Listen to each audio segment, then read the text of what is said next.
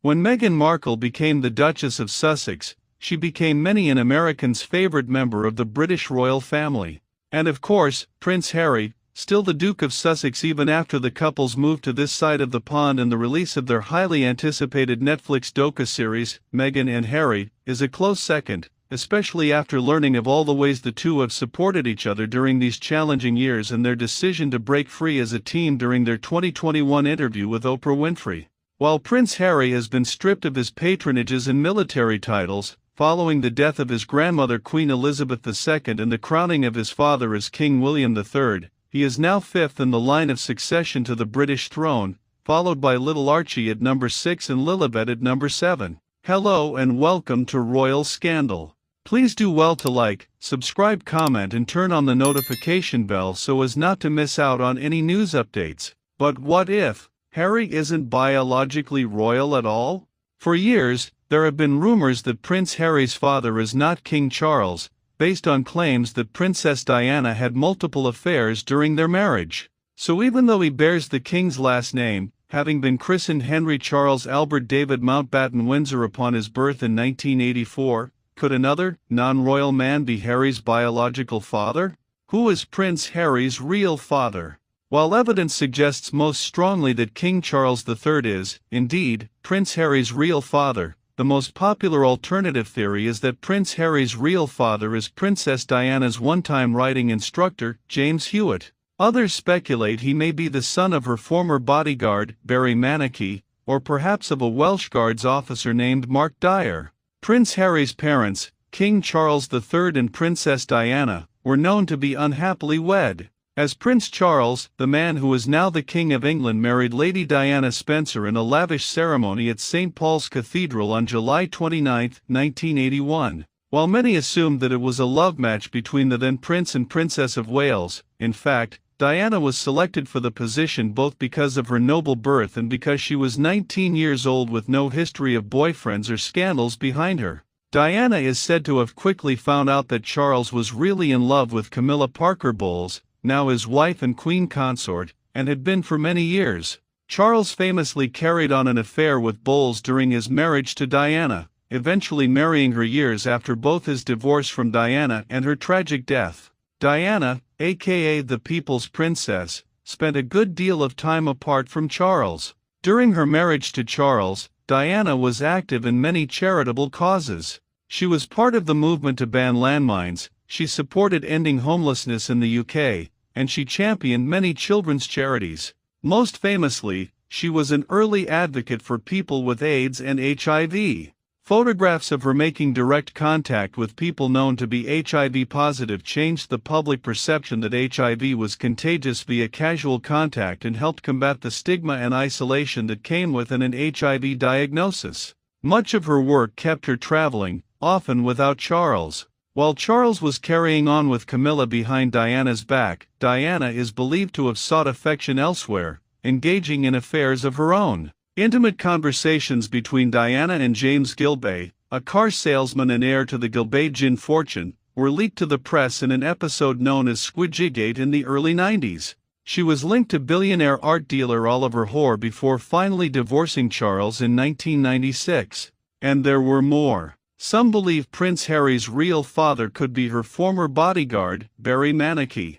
During an audio recording made in 1992, Diana told voice coach Peter Setilan that from 1984 to 1986 she was deeply in love with someone who worked in this environment. That someone is thought by many to be bodyguard Barry Manicky, who was allegedly transferred from his position in 1986 after his superiors learned of their affair. Shortly thereafter, in 1987, Manicky died in a motorcycle accident.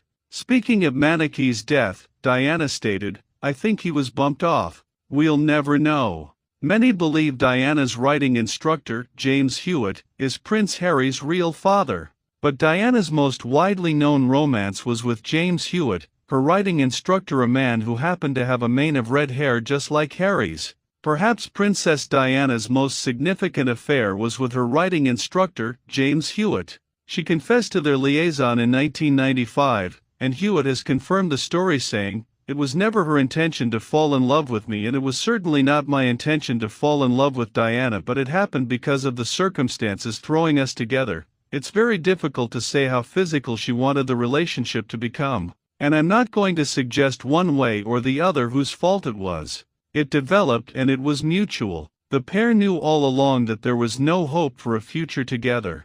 Hewitt says, although neither of us said anything, I think both of us realized the situation was impossible. It was more and more obvious to me that she wanted to finish the relationship.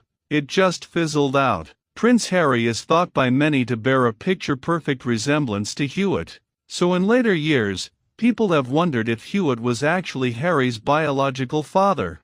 In addition to their mutual admission of a long affair, there is a distinct physical resemblance between the writing instructor and the young prince. They both have ginger-colored hair and a strong jawline, one that is distinctly unlike Charles's famously weak chin. The timing of Diana's affair with Hewitt, however, makes a blood connection between the two highly unlikely. As tantalizing as the rumor about Hewitt and Harry is, it's likely impossible for it to be true. Hewitt denies it all, saying, "There really is no possibility whatsoever that I am Harry's father. I can absolutely assure you that I am not. Admittedly, the red hair is similar to mine and people say we look alike. I have never encouraged these comparisons, and although I was with Diana for a long time, I must state once and for all that I'm not Harry's father." How does he know for sure?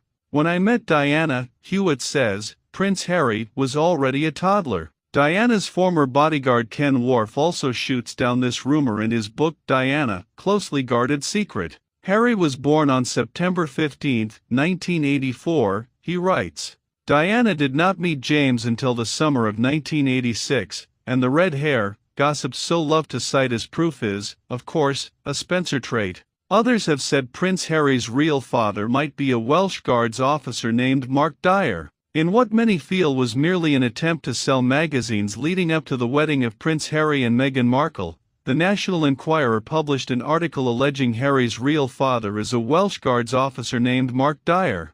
The article offered no evidence beyond Dyer's red hair and a history of involvement in Harry's life. The royal family didn't bother responding to the allegation. As with Hewitt, timing makes this theory highly unlikely. Dyer was just leaving school in 1984, the year in which Harry was born, and didn't join the Welsh Guard until 1986. Despite both the rumors and true stories about his lonely mother's search for love outside her marriage, it is largely indisputable that King Charles III is Harry's father. One popular TikTok that made the round last year claims Harry couldn't be the son of Charles and Diana because red hair is a genetic trait and neither Charles nor Diana themselves were redheads. That logic, however, is based on a misunderstanding of how recessive genes work. A person doesn't have to have red hair themselves in order to carry the redhead gene and pass it on to their children. Diana's family, the Spencers, has its fair share of redheads, including her brother, Charles Spencer, and sister, Sarah Spencer. And Charles's great-grandmother, Queen Mary of Teck, pictured below, was also known for her red hair. And once you get past that eye-catching hair and hone in on bone structure, you can see who it is Harry truly resembles most. His beloved grandfather, Prince Philip, Duke of Edinburgh, who passed away in 2021. Maybe now we can all move on and leave those rumors behind us. Thank you so much for watching. Please like and subscribe.